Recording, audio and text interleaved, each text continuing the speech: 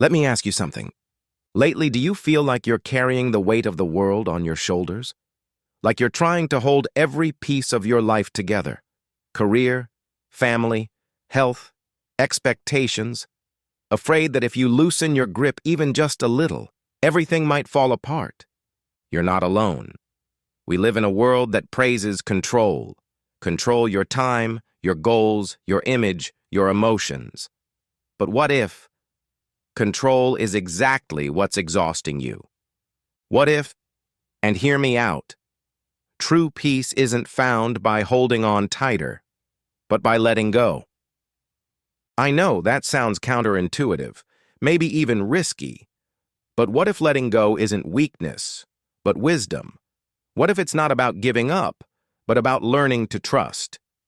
In this video, I want to take you on a journey, not a journey of magic tricks or overnight success formulas, but one rooted in ancient philosophy, Stoicism, a way of thinking that has helped people for thousands of years face chaos, uncertainty, and pressure with calm.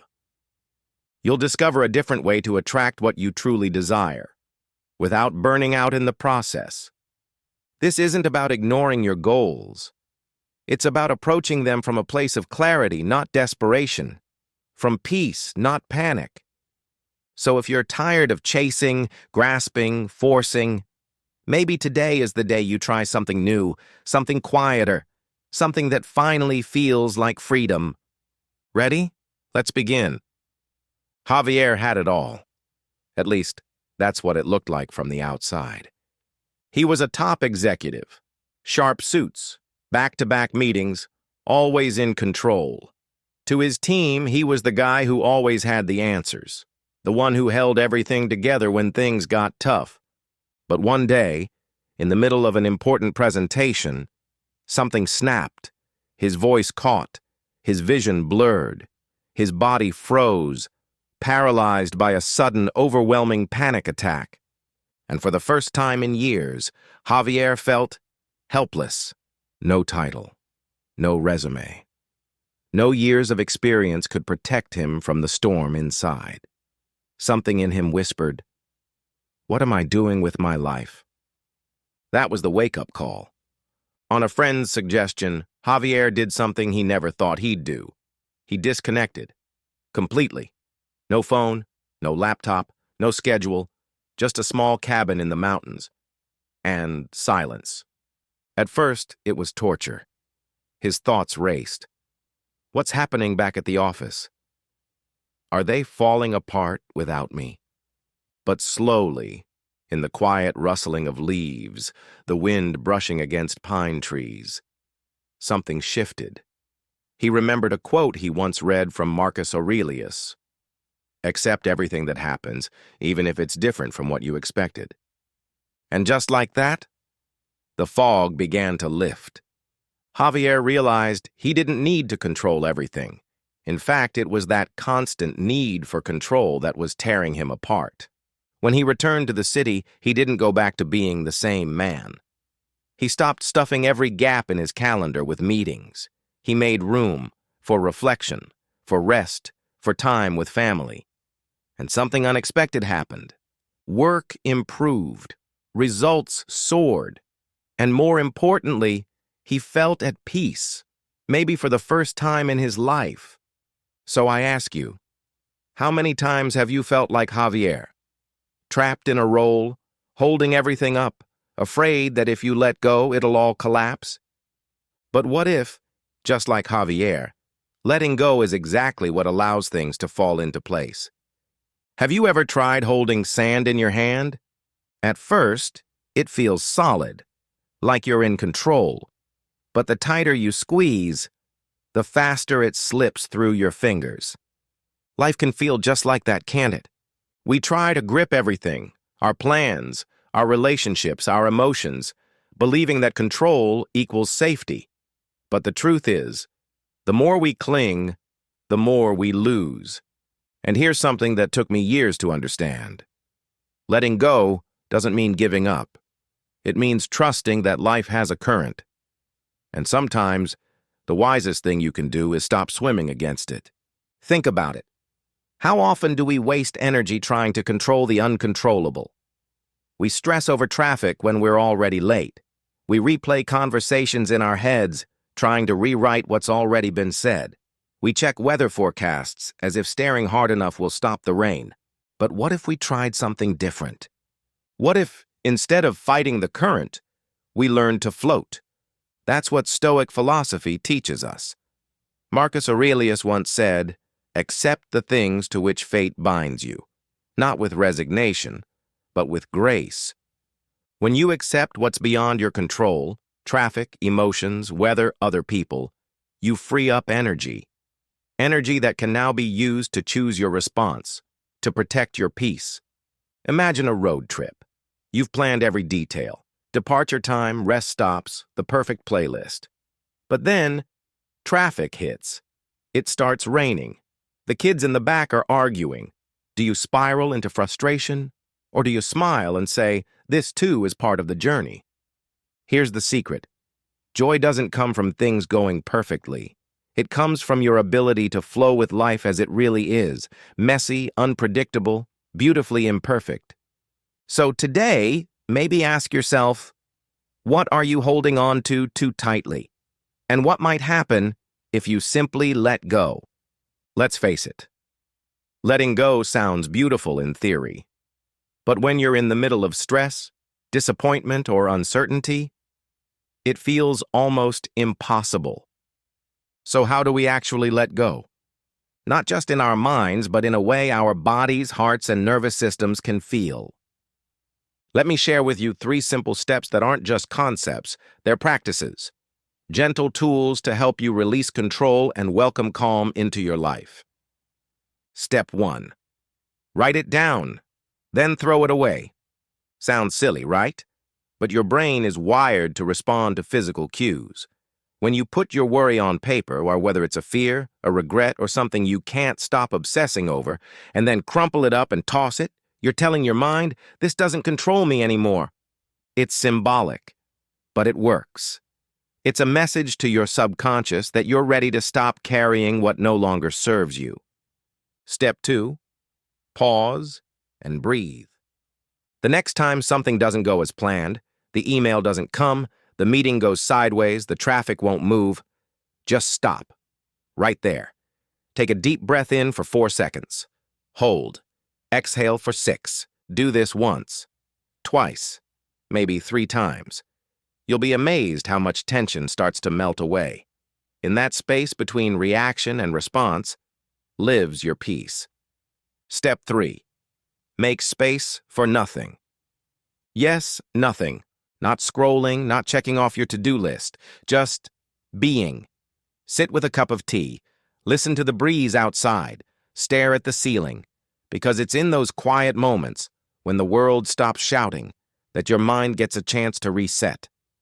We're so used to filling every second with stimulation, we forget the power of stillness. But here's the truth.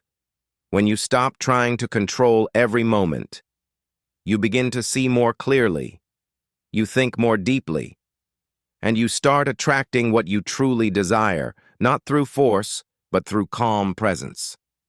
So, what's one thing you can let go of today? Try just one of these steps. Give yourself the gift of space, not because you're giving up, but because you're finally making room for what matters most. Have you ever noticed how some days just flow? Things click into place. You feel grounded, focused, even calm, no matter what's on your plate. And then there are those other mornings. You wake up late, grab your phone, scroll through emails or the news. Before you even brush your teeth, your mind is already in chaos. What changed? The day, the world, or simply how you began? Here's something we often forget. The way you start your morning sets the tone for everything that follows. The Stoics understood this deeply. Seneca, one of the most well-known Stoic thinkers, had a simple but powerful habit. Each morning he would reflect, write, prepare his mind for the day ahead, not to predict what would happen, but to choose how he would meet it. And you don't need a long routine to do the same. In fact, here's a simple shift that could change everything. Don't start your day with your phone. Start it with yourself. Instead of diving straight into noise, try this. Close your eyes. Take a few deep breaths. Inhale for 4, hold for 2, exhale for 6. Let the stillness anchor you. Then, press play on a song that inspires you, something that lifts your spirit. Let it be your soundtrack as you make your coffee or simply stretch in the morning light. You might feel silly at first, but give it a chance. Movement, rhythm, breath, they wake up more than your body. They stir something deeper. Finally, set one small intention for your day. Not a long to-do list, just one meaningful goal. It could be as simple as enjoy lunch without rushing or be fully present during one conversation. That one intention acts like a compass, gently guiding you back to yourself when the day gets noisy. You don't need a perfect morning routine. You just need to begin with presence, not panic. With clarity, not clutter. So tomorrow, before the world rushes in, pause, breathe, choose, and let the rest of the day rise to meet your energy, not the other way around. Your mind is like a puzzle. When all the pieces are scattered, jumbled, and overlapping, nothing makes sense. You can't see the picture. You can't find direction. All you feel is chaos. But when you take a moment to breathe, to pause, and start sorting the pieces, by color, by edge, by pattern, something begins to change. The fog lifts. The image slowly comes into focus. That's exactly how your mind works. When it's overwhelmed by thoughts, worries, and noise, it's impossible to think clearly. You don't need more motivation. You need mental space. Let me tell you a true story. In 2009, Captain Chesley "Sully" Sullenberger was flying a commercial plane with over 150 passengers on board when both engines failed mid-air over New York City, a situation that would terrify even the most seasoned pilot. But Sully did something remarkable. He paused. He took a deep breath. He didn't panic. Instead, he calmly assessed the situation and made a decision that would save every single person on that flight. He landed the plane safely on the Hudson River, a miracle that became one of the most inspiring moments in aviation history. What gave him that ability? A clear mind. Not a perfect plan, not superhuman skills, just the mental clarity to respond, not react. As the Stoic philosopher Epictetus once said, "It's not what happens to you, but how you react to it that matters." So, how can we train our own minds to be our allies, not our enemies? Start by organizing your thoughts like puzzle pieces. Let's say you're juggling 3 worries: a work deadline, a fight with a friend, and financial stress. Instead of letting them swirl together, separate them. Ask, which one can I act on now? Which one needs time or space? Which one is out of my control for today? When you give each concern its place, you reclaim mental clarity. You create space to breathe, to think, to move forward. You may not solve the whole puzzle at once, but even seeing the edges is enough to bring peace. Because in the stillness of a calm mind, the solutions often reveal themselves. So take a moment today. Sort the pieces. Clear the space. Your mind is not your enemy. It's your most powerful ally, when you treat it with care. Have you ever tried cooking in a hurry? You rush in, turn up the heat, start chopping too fast. The pan's too hot, there's no oil, the food sticks, spills, burns. And by the end, you're frustrated. And dinner's ruined. Now picture the opposite. You give yourself time. You heat the pan gently, chop the vegetables mindfully. You stir the sauce, taste it, adjust the flavors. The same ingredients, but a completely different experience and outcome. That's the power of calm. And it doesn't just apply in the kitchen. In life, rushing is like turning the heat up too high with no preparation. It burns energy. It causes mistakes. It leaves you feeling empty, not accomplished. But when you slow down with intention, something beautiful happens. Your mind clears. Your choices become more thoughtful, and the results often better and far more fulfilling. Marcus Aurelius, the Stoic emperor, once wrote, "The mind is like water. When it's calm, it reflects everything clearly." He carried the weight of an empire, wars, politics, constant decisions. Yet he knew that speed wasn't the answer. Clarity was. And clarity only comes through calm. Let's be honest. We live in a world that glorifies being busy.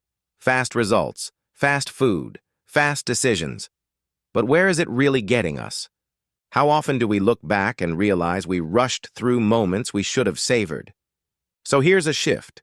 Before starting any task, whether it's work, a conversation, or even answering an email, pause. Take 2 slow breaths. Ask yourself, what matters most right now? Mentally organize your steps, and then give your full attention to just one thing, not 5, not multitasking. 1. Because when you work from a place of calm, you don't just get more done, you get the right things done, and you enjoy the process. Nature doesn't rush, and yet everything gets done. Maybe the secret isn't in doing more, but in doing it more mindfully.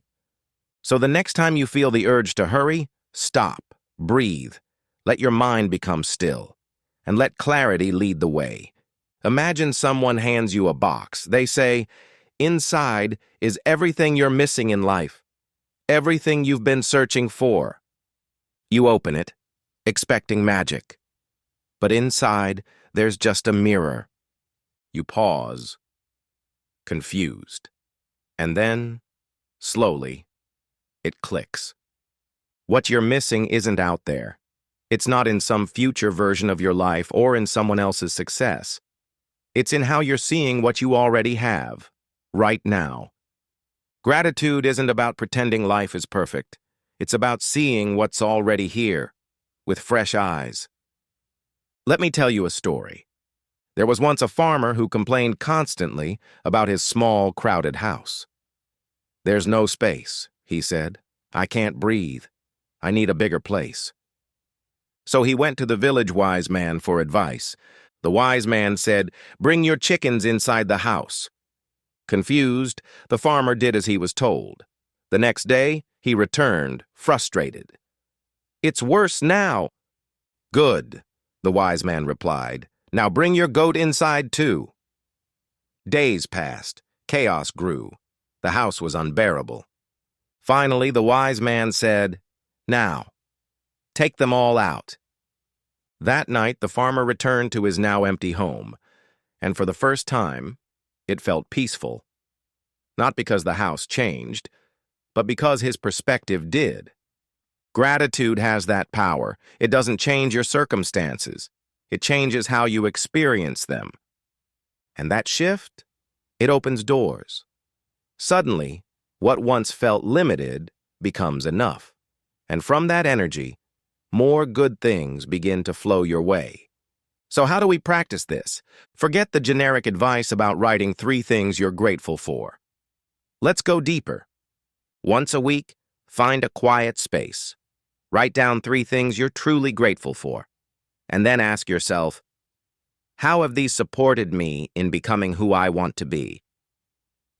Maybe it's a tough moment that taught you patience. Maybe it's a friend who reminds you of your strength. Maybe it's simply the fact that you woke up today, and that means you get to try again. The more you recognize the value of what you already have, the more life seems to offer in return. Gratitude isn't weakness, it's power, it's clarity. It's the moment you stop chasing and start receiving. So tell me, what are you grateful for right now? Because that one answer might just be the beginning of everything you've been waiting for. Have you ever tried listening to your favorite song? In the middle of traffic, sirens blaring, notifications buzzing. No matter how beautiful the music is, you just can't hear it. That's exactly what happens with your inner voice. It's not that you've lost it. It's just drowned in noise. Every ping from your phone, every headline that demands urgency, every scroll through someone else's life, it all pulls you further away from your own rhythm. And here's the quiet truth. You can't discover what you truly want if you're constantly consumed by what everyone else is doing. Your deepest clarity doesn't come from doing more. It comes from doing less, intentionally. So here's a simple, powerful challenge. Try just one day without notifications. Not forever, just one day. Set 2 fixed times to check your phone, maybe 9 a.m. and 6 p.m. The rest of the day, let it rest. Let you rest. You'll be amazed how much mental space opens up, how much more present you feel with your work, your loved ones, your thoughts. And if you really want to reconnect with yourself, step outside. It doesn't have to be a grand escape into the wilderness. It could be a walk through a quiet park, or 10 minutes on your back porch with no headphones, no distractions, just the breeze, the sky, the ground beneath your feet. Because nature moves at the pace we were meant to live, not in rush, not in reaction, but in rhythm, steady, spacious, real. When you turn down the volume of the world, you begin to hear the whispers within you. You start to remember what matters, what you love, what brings you peace, what you've been missing. Not out there, but right here. So ask yourself, when was the last time you truly heard yourself think? Maybe today's the day you begin again, not by doing more, but by listening more deeply, to the quiet voice that's always been waiting for you. We all know what happens when your phone is down to 10% battery.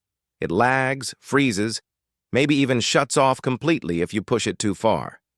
Now let me ask you, how often do you live your life at 10%, running on fumes, mentally foggy, emotionally reactive, barely holding things together, just hoping you'll make it to the weekend? But here's the thing. Rest isn't a reward. It's not something you earn after being productive enough. Rest is a requirement. It's fuel. It's clarity. When you sleep well, you don't just feel better. You think better. You make wiser choices. You show up with more patience, more energy, more presence. And science backs this up. Researchers at the University of Rochester discovered something fascinating. While you sleep, your brain activates a kind of cleaning system, flushing out toxins that build up during the day. It's like a nightly reset button, a fresh canvas for your thoughts, your focus, your emotions. Marcus Aurelius once said, "Even the soul needs rest to be effective." And if an emperor carrying the weight of an entire empire could prioritize stillness, then so can we. So how do we start? Begin with something simple, a nighttime ritual that signals to your mind. It's safe to let go now. Here's a 3-step routine anyone can do. Turn off all screens at least 30 minutes before bed. Not just scrolling less. Off. Give your brain a chance to quiet down. Write down your intention for the next day. Not a to-do list. Just a sentence. Tomorrow, I'll move with calm. I'll be present in my conversations. Breathe. Inhale slowly. Exhale even slower. Let your body feel the weight lift. Because when you treat rest not as a luxury, but as an investment, everything changes. You don't just wake up rested, you wake up ready. So tonight, ask yourself, what would tomorrow feel like if I gave myself the gift of deep, intentional rest tonight? Maybe the most powerful thing you can do for your dreams is to close your eyes. We've all been there. That moment when something you tried didn't work. The idea flopped. The plan unraveled. The risk didn't pay off. And maybe in that moment you told yourself, I failed. But what if failure isn't the end of the story? What if it's just the beginning? Let me tell you a story. In the 1970s, a scientist named Spencer Silver was trying to create a super strong adhesive for his company, 3M. But instead, he came up with the opposite, a weak glue that barely stuck. By all definitions, it was a failure. No one knew what to do with it. It sat unused for years. Until another employee, Art Fry, had an idea. What if this weak adhesive was perfect? for bookmarks that could stick and peel without damage. And just like that, the Post-it note was born, a global tool for creativity, planning, and ideas. Think about that. One of the most successful office supplies of all time came from a mistake. Failure doesn't define you, it refines you. The Stoics knew this too. Epictetus wrote, "It's not what happens to you, but how you react to it that matters." So the real question is, what will you do with your failures? You can hide from them, or you can learn from them. Here's a simple way to start. Acknowledge the failure without shame. Name it. Own it. That's where clarity begins. Extract the lesson. What did this experience teach you? What will you do differently next time? Come back to the present. Don't get lost replaying what went wrong. You're not stuck in the past, unless you decide to live there. Every failure carries data. Every mistake offers direction. Every stumble strengthens the next step, if you're willing to keep walking. So the next time something doesn't go your way, ask yourself, is this the end? Or is this the foundation of something better? Because maybe that misstep you're beating yourself up over is the beginning of your very own Post-it story. Close your eyes for a moment and picture your ideal life. Not the life you're supposed to want, not someone else's version of success, but yours. What does it look like? Where are you? Who's with you? How do you feel in your body, in your heart, in your mind? Now imagine this. What if visualizing your future isn't just a feel-good exercise, but a powerful tool for turning that vision into reality? Think of it like this. A director doesn't just show up and start filming. They write a script. They plan the scenes. They create the ending before the first shot is taken. Your mind works the same way. When you take time to imagine your ideal life, clearly, vividly, emotionally, you're not just dreaming. You're giving your brain a blueprint. And here's the fascinating part. Your brain doesn't fully distinguish between a vividly imagined experience and a real one. It starts creating neurological pathways, preparing your body, your focus, your decisions to align with that vision. Dr. Joe Dispenza, a leading expert in neuroscience and transformation, explains, what you think about and emotionally engage with becomes your experience. So what does that mean for you? It means that spending just 5 minutes a day visualizing your goals isn't wishful thinking. It's mental training. It's directing your energy toward what matters most. Try this. Close your eyes and see your goal as if it's already happening. Not someday, now. Feel the gratitude, the joy, the confidence. Write it down in the present tense. Instead of, I want to write a book, write, I am a published author.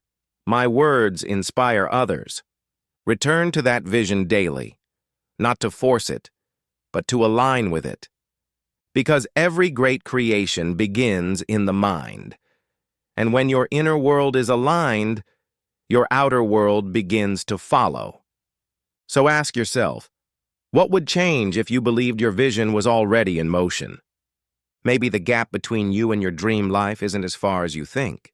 Maybe all it takes is one clear, quiet moment a day to see it, and slowly, steadily, become it. Let me tell you a story. You plant a carrot seed. You water it. You care for it. Days pass. You check the soil. Nothing. Another week. Still nothing. You start to wonder, did I do something wrong? But here's what you don't see. Beneath the surface, the roots are growing. They're anchoring, expanding, doing the quiet work that needs to happen first. Just because you can't see progress doesn't mean nothing is happening. And isn't life like that too? Sometimes the dreams we plant, the goals, the changes, the healing, take time to reveal themselves. And in that gap between effort and result, we tend to panic. But this is where trust comes in. And no. Trust isn't about sitting back and hoping for the best. It's about doing your part and letting go of the need to control the outcome. It's planting the seed and not digging it up every day to check if it's growing. Marcus Aurelius said, "Nature does not hurry, yet everything is accomplished. The river flows around every obstacle. The tree grows season by season. The caterpillar becomes the butterfly, but not on your schedule." So if you're in a season where things feel slow, where results haven't shown up yet, breathe. Stay consistent, stay present, act from clarity, not fear. And remember, trust is a choice, a muscle, a mindset. When you say, "I trust what's coming," you're not giving up. You're making room for timing, for mystery, for something even better than what you expected. So here's your quiet reminder. Just because you don't see it yet doesn't mean it's not on its way. Sometimes the most powerful thing you can do is take one small action and release the rest. Because when you stop trying to force the flower to bloom, you realize it was growing all along. So now here we are, at the end of this journey, or perhaps at the beginning of a new one. Along the way, we've explored the power of letting go, the strength in stillness, and the quiet courage it takes to trust what you cannot yet see.